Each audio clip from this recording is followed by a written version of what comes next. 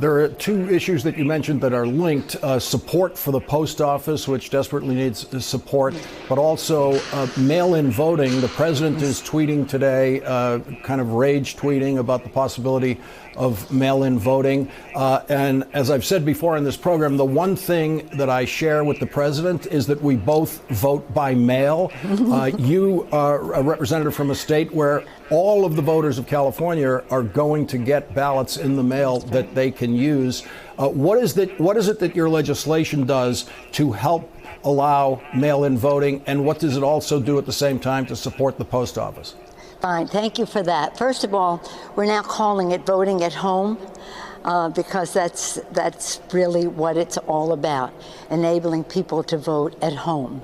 And in the legislation, we have additional funds, $3.6 billion, which is what is necessary for us to conduct an election, which follows some of our encouragements. That is that every voter would receive an absentee ballot, that there would be same-day registration, that for those who need to vote on Election Day, whether it's disabilities or concern about their ballot, et cetera, that there would be safe opportunities for them to do so well in advance of Election Day, but in adequate locations that are safe.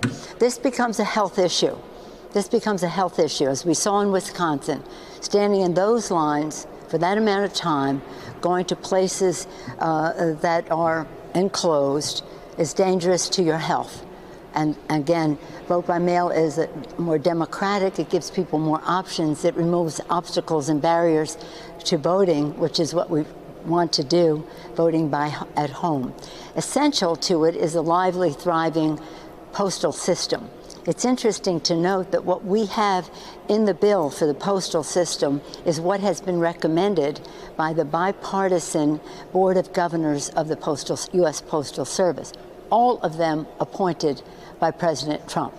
All of them, and they unanimously agree that we must have a $25 billion infusion of appropriation for the Postal Service, that we must have some loans that are unrestricted in terms of conditions put on them. They even ask for more than we have in the bill. We're going to save that for another piece of legislation.